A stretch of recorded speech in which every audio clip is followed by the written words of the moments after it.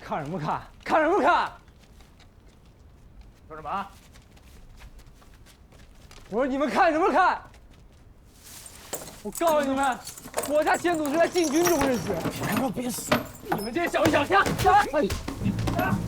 你们别打！大人！诸位大人，你们别打！大人！诸位大人，别，给我老实点啊！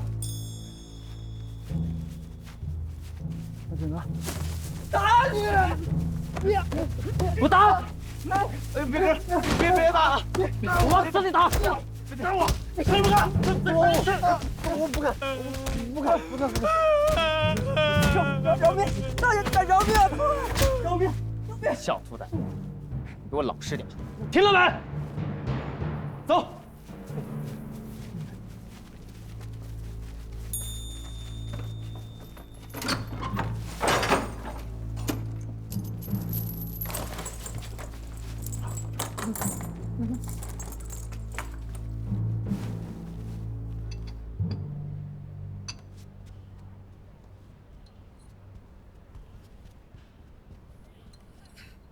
大郎，你救救你兄弟他们吧。母亲，让大郎把药先喝完再说吧。我们今天派人到牢里去打探消息，廷炳在里头被打惨了，牙都掉了好几颗呀。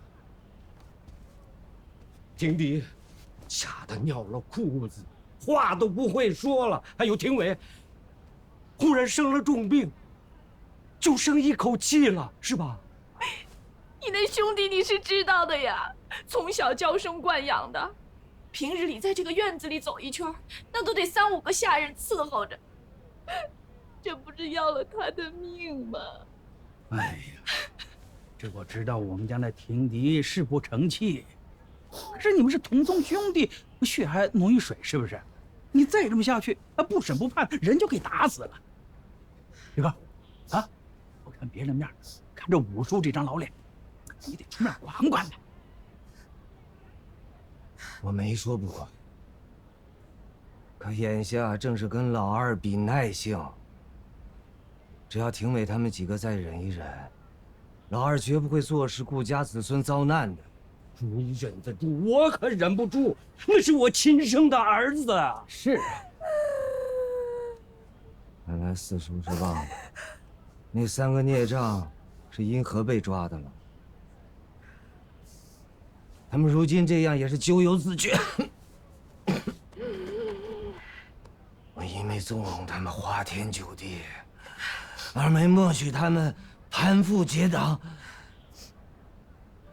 怎么突然都变成我的不是了？这叫什么混账话呀！大嫂，你看看这。大郎，廷伟不懂事，原正是我这母亲的错。现如今，恐怕也只有你能救他们了。我知道，你强撑病体，膝下无子，撑着我们偌大一个顾家，实属是不容易的。今天，要是你肯出手相助，那我就当着四叔五叔的面把话撂在这儿，我们一定在族里给你过继一个孩子，袭成你的爵位。你这是在拐弯抹角的，啊！我为了侯爵之位不旁落，宁肯看着你的儿子我亲弟弟去死。冤枉啊！大郎你是多心了，你也要体谅一下我们这些当父母的心情呀。大嫂，这玉儿，哎，咱明人咱不说暗话啊。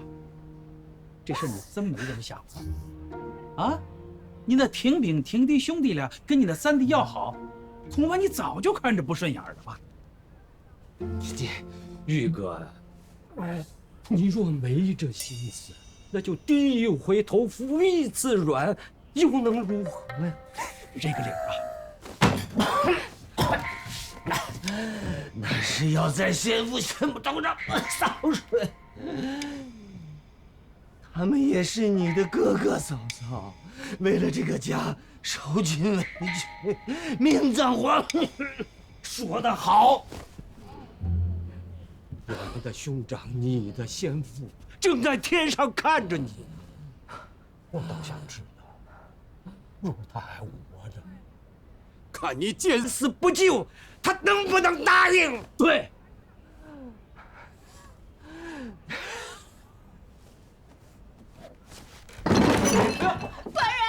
官人，快去叫郎中！让着干嘛？叫郎中啊！叫郎中啊！快去叫郎中！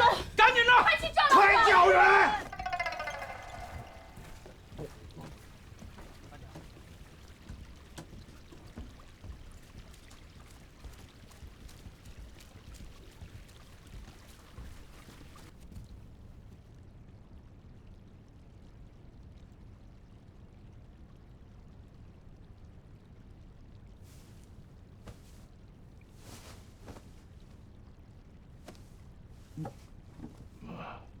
这顾侯能撑到今日也是不容易。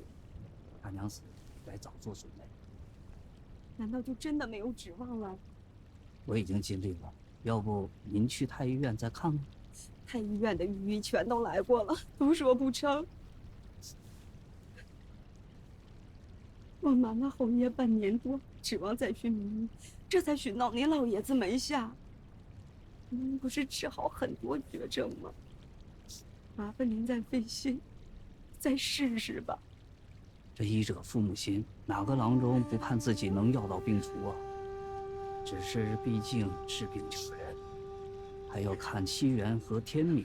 若是上天不佑，即便是华佗在世，纵景重生，也是无济于事。告辞。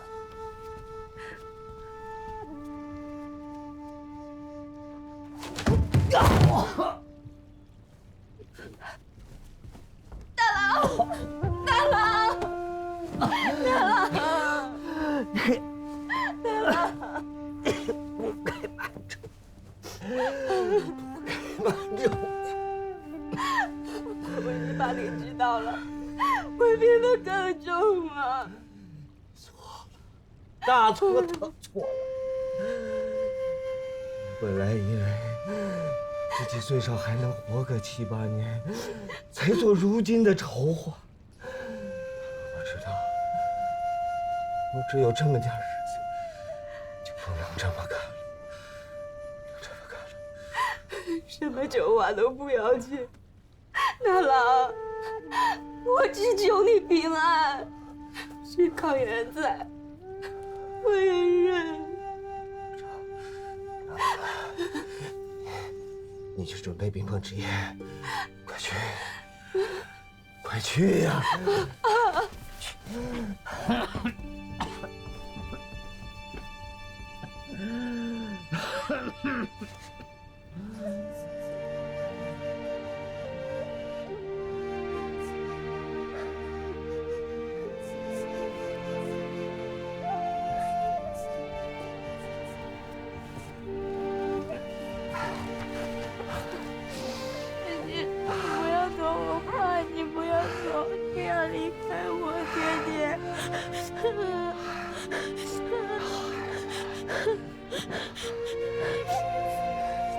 自己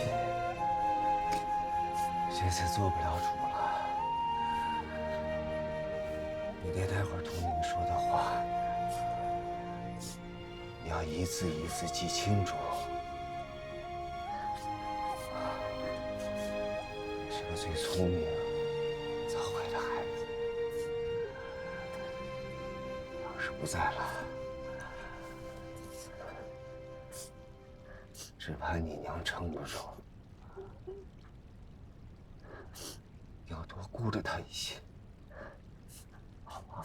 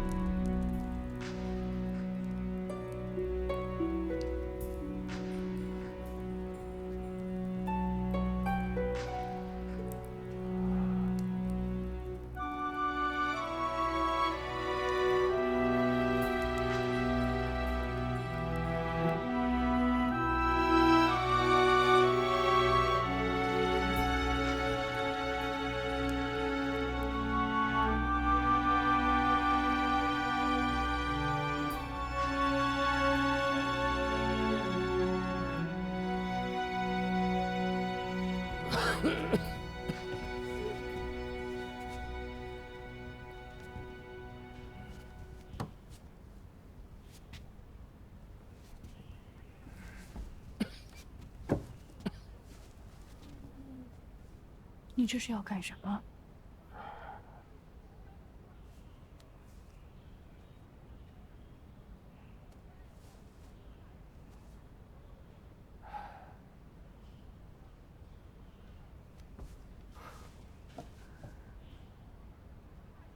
如今这局面，实在是可笑。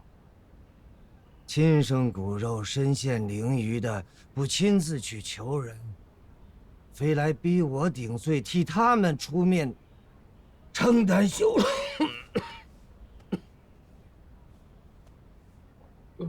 这又不是一两家的事儿。是啊，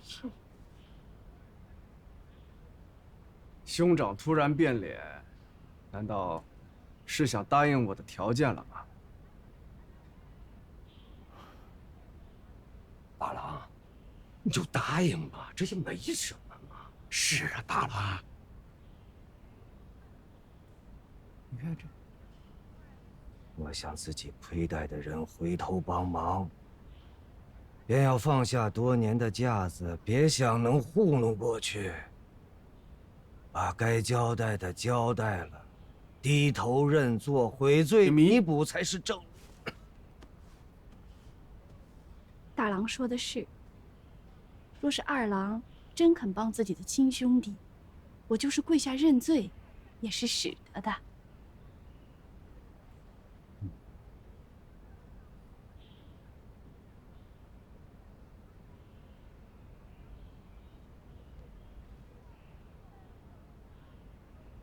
只是二郎，我想要你一句话。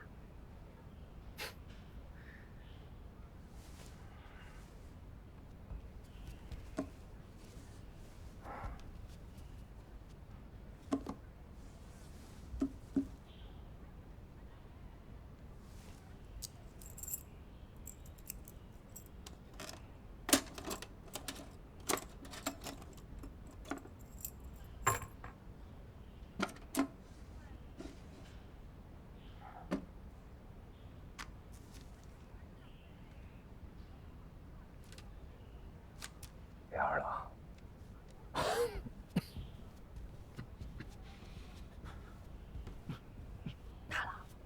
你这是做什么？这信你怎么还没？这信是父亲临终前所写，交付顾家宗族耆老。里头写着：二弟生母先白氏大娘子嫁入顾门时，曾有陪嫁。在父亲身故后，不论是否分家，陪嫁尽归次子顾廷业，折银115000两。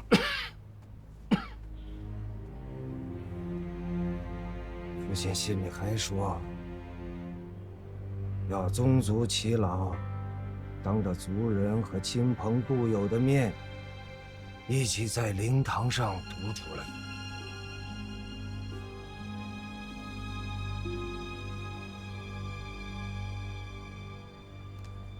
这到底是父亲所写，还是大哥写的？那时候父亲已经是回光返照，他的字你也不认得了吗？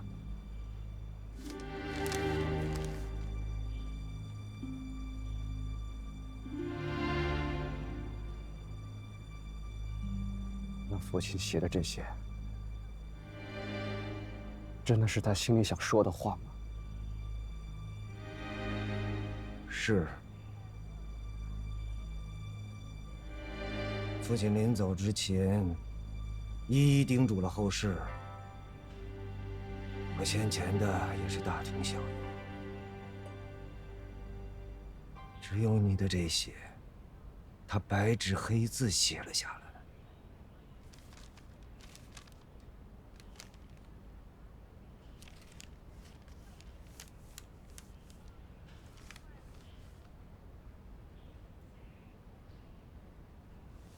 那在灵堂上，父亲的信你们可有念出来？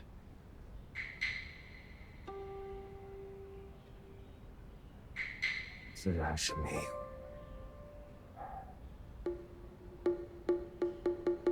我就说，这事儿是做不得的，毕竟是老侯爷临终的意思，怎好违背？可是你们，叶哥，你别误会啊，这个长辈们是想先替你管着这些财产，不是怕你胡乱花用吗？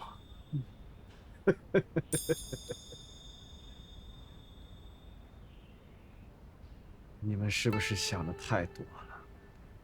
兄长与几位长辈这么作践我，还想要我帮你们去救儿子？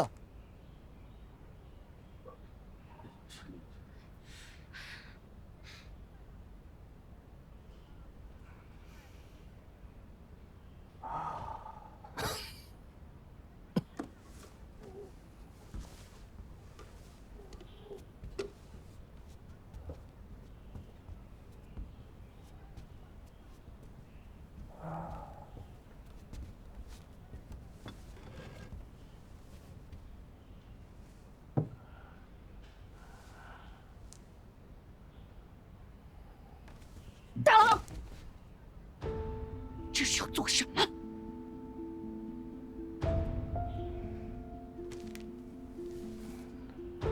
这张单子上记载着自我袭爵后，侯府的财产明细，一应田庄、库银、铺面，还有祖辈传下来的贵重物件，历代的书画收藏。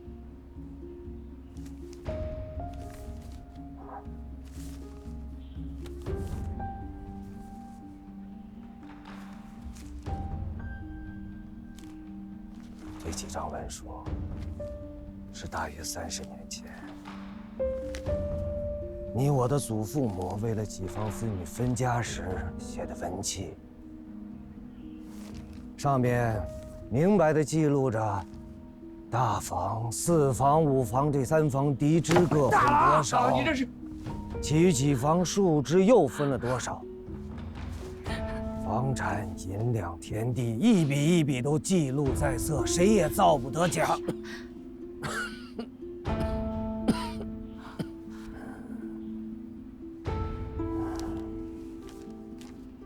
兄长，你这是要把顾家的产业都交给我？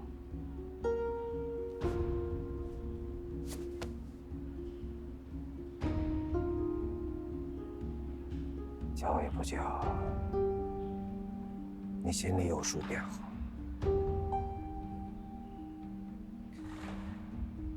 你跟我来，我有话单独同你讲。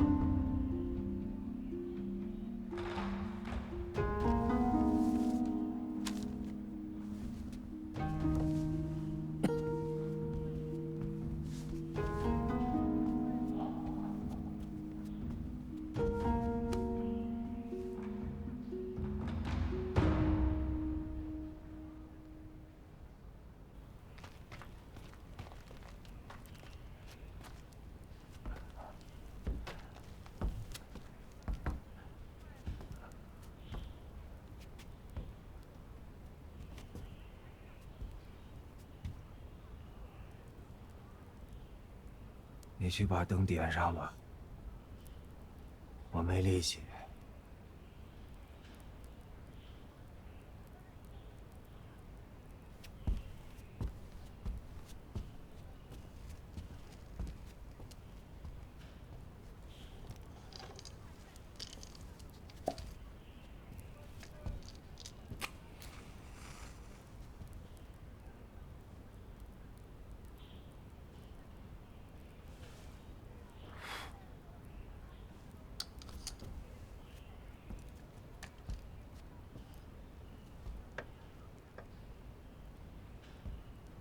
说起这祠堂，怕是我们兄弟几个，谁也没你熟悉啊。这是自然。3天一小惩，5天一大法，免不要来跪祠堂。若是天黑了还不放我出去，怕黑的小孩只能自己找火折子的。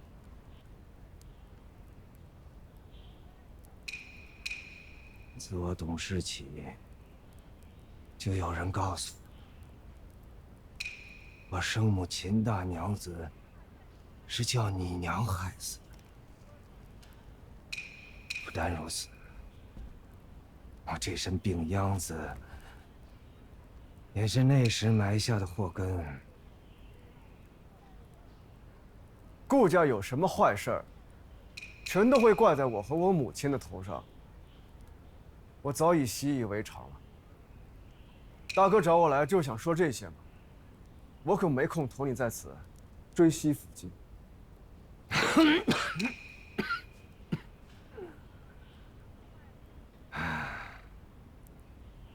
我看得出，你与弟妹的情分甚是不错。你处处护着她，生怕她在顾家受半点委屈。大哥的意思是？我且问你，我今日家逢大难，要你休妻另娶，你当如何？你是说我为了你们顾家几个休了明兰？你觉得呢？我说的是你自己的家，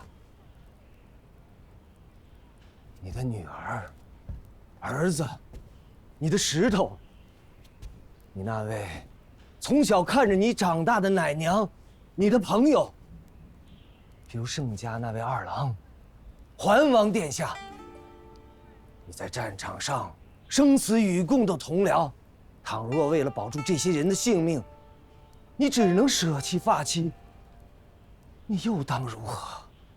我从不会想什么倘若的事，就算哪天我败光了家业，我也不会拿一个妇人出来顶罪。即便我一无所有，声名狼藉，我也会靠自己东山再起。你避开了我的问题，没有回答我。也罢，这是个亘古难题。我们的母亲选了一头，父亲选了一头，你选不出来，不打我也罢。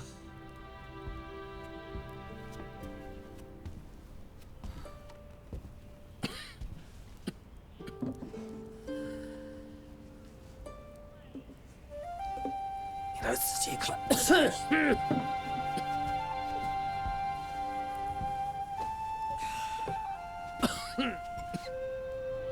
丹书铁券，你再看看这铁券的后面，开国府令。我知道你的打算。父亲就是为了侯府才娶了你生母，才生下了你。后来又让你母亲死了，还薄待你。你怨你恨，你就是想眼看着侯府倒掉，叫夺爵毁券。该下狱的下狱，该流放的流放，把你今年的怨愤好好处上一处，是不是？但是官家不能直接夺了我的爵位给你。当初辛帝刚登基，你便只带了1队人马去街访，几个大营都服帖地听你号令。皇帝身边那么多前邸的亲信，一样是领了圣旨，可兵符去接军务的。除了皇帝的小舅子还给点面子外，哪个有你这么顺遂的？因为你姓顾。哼！自当我入了军之后，我早已改名换姓，我那时姓白。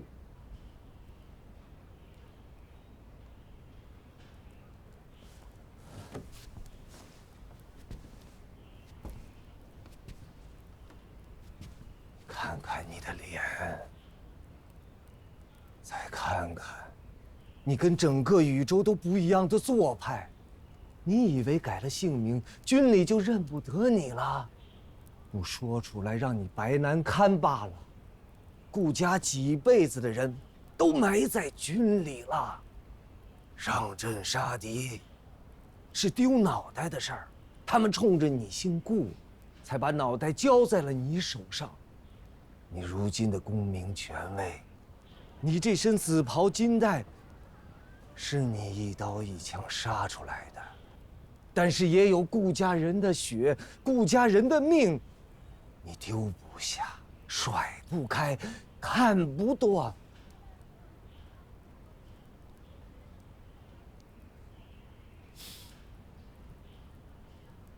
大哥真是厉害，说出来的话呀，一针见血。你这么做，无非是想激将我，想让我对顾家还有一丝怜悯。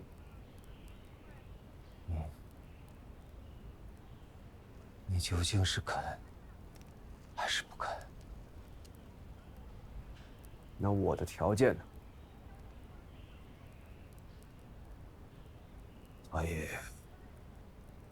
我已修书上表，外地王父请封你的生母白氏为诰命，并为她立传写入宗谱。想必不日便会有圣旨降下。你如愿了。既然大哥答应了，我自然也会帮顾家去救人。你又何必如此惺惺作态呢？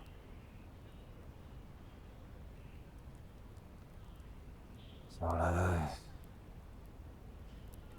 我也没有多少日子了，也不会过继后嗣。你可以顺理成章的承袭这爵位，想怎么收拾外边那帮人，都有你。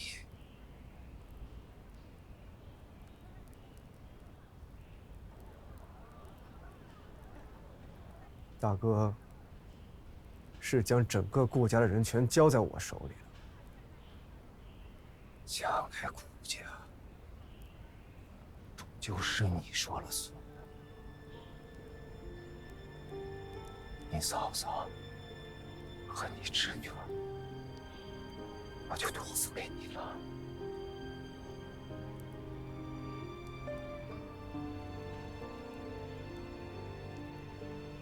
大哥真是用心良苦。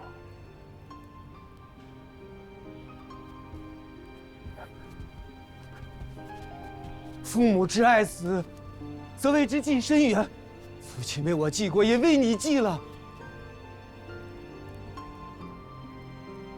我自然也要为我的贤家记一记。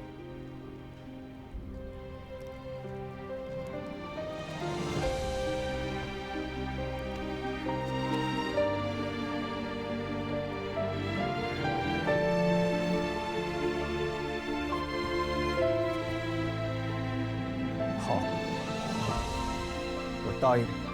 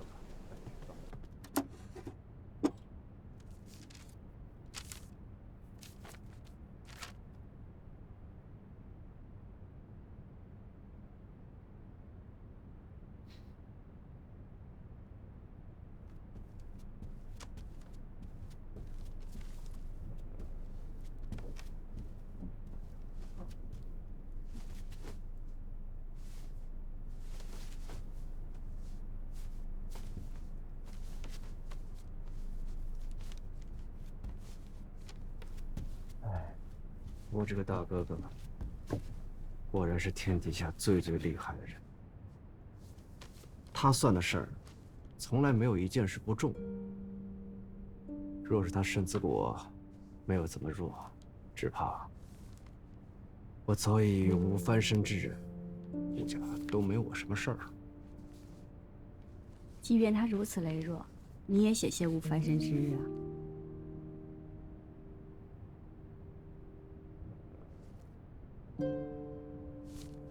这还不得多亏了大娘子你啊！当初，若你不是在江边对我说的那番话，只怕我现在还在船上做一个草寇呢。老天对我不薄，让我遇到你，你是我的贵人啊！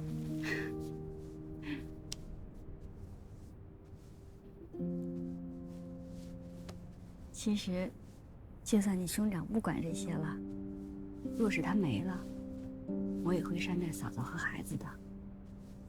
男人犯的错，不应该连累夫人和孩子。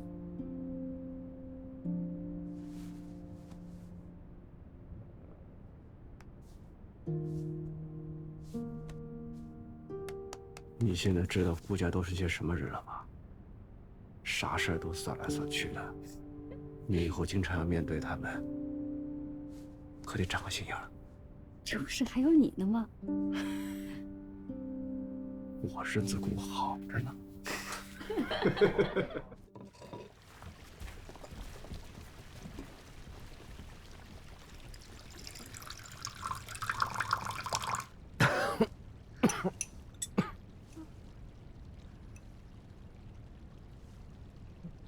好歹把药喝完吧。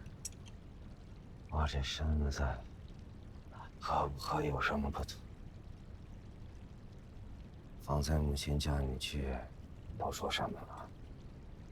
是不是抱怨我不该将顾家的家产底细都透露给他？贤姐，去给爹爹拿。他得懂事儿了，没什么不能听的，让他留着。你说吧。母亲，你说吧。婆母劝我过继4子，说旁支的不亲近，也不好管束。3弟庶出的贤哥，就挺不错的。他这是想要在我死后还利用你，你切不可听他的。怎么？母亲让你过继3郎的孩子，无非是为了好把控。我得罪全家，向2郎卖好，就是要保全你们母女。你要记住，切不可切违圣旨。我是最不信死后如何的，我唯一挂念的就是你们母女。你跟了我，也是毁了一辈子的。你别这样说，你是这世上最好的人，我便是下辈子也要嫁给你。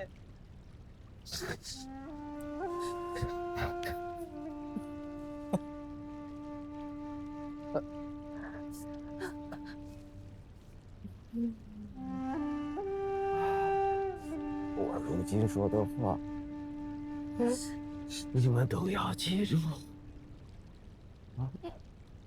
好。第一，无论谁来撺掇，你切不可再提过继之事，这是铁律。第二，以后我二弟妹和大娘子有个什么不对付的，你切不可掺和进去。尤其是大娘子让你做什么，你一定要慎之又慎。我到这几年才看明白了的，他这个官会拿别人当靶子的。不会吧？记住了，爹爹，我记住了。孩子，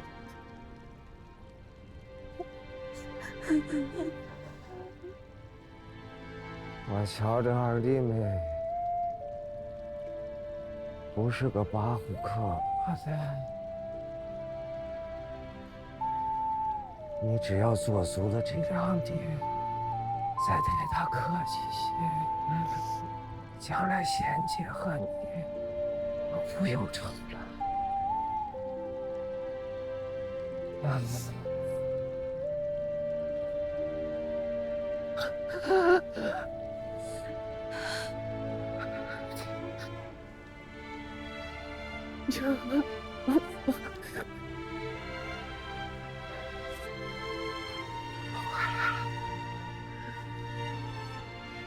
你也别急，可是高兴了吧？朱金桥重新的喊了。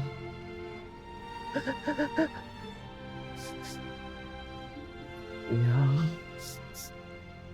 您瞧，我又给您丢人了，一样都比不上小大郎，大郎。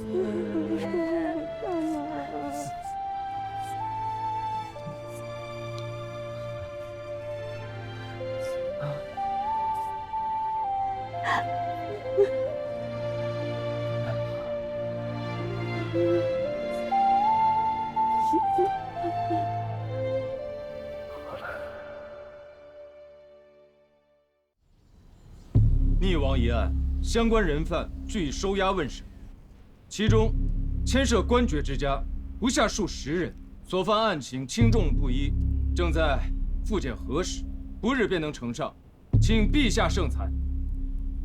谋逆之事，绝不可姑息轻判，尔等务必要严加审查，切不可走漏一人。臣遵旨。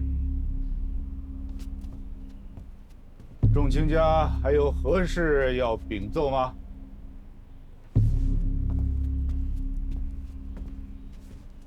启奏陛下，臣有奏。说。顾家3子攀附溺亡，被捕入狱，但他们并非主谋，事后也多有悔改，望陛下网开一面，从轻发落。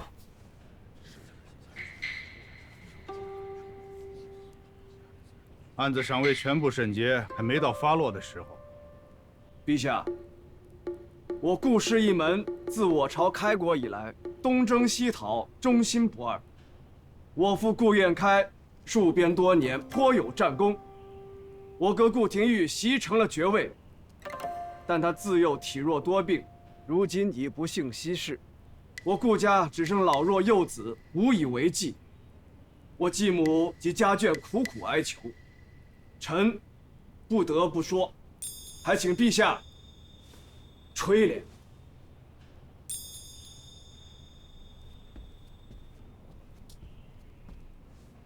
顾大人如此不妥，国有国法，军有军规，难道你军中有人犯错，也能随便从轻发落？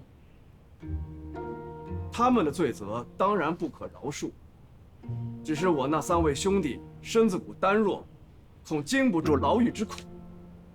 我愿意替他们受罚。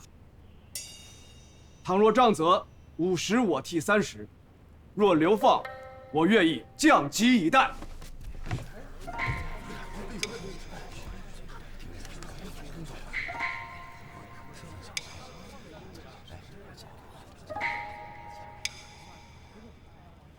了，起来吧，起来吧。你对顾家心存仁孝，以德报怨，本是好事。等案子全部审结之后，量刑之时，朕自会考量。谢陛下天恩。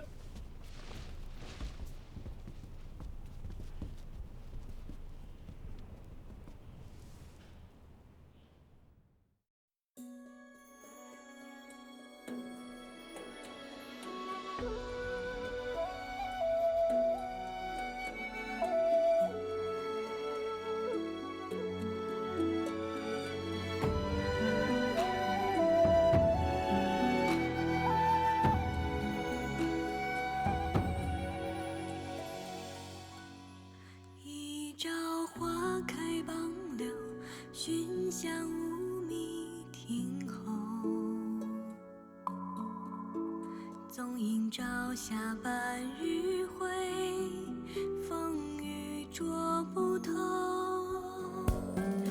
一人共长消瘦，太高冰泪难流。经书诵罢莫回首，无语随可偷。昨夜一书风骤，浓水不消残酒。试问钻猎人，却道海棠依旧。知否？知否？应是绿肥红瘦。昨夜一书风骤，浓水不消残酒。试问卷猎人，却道海棠依旧。知否？知否？应是绿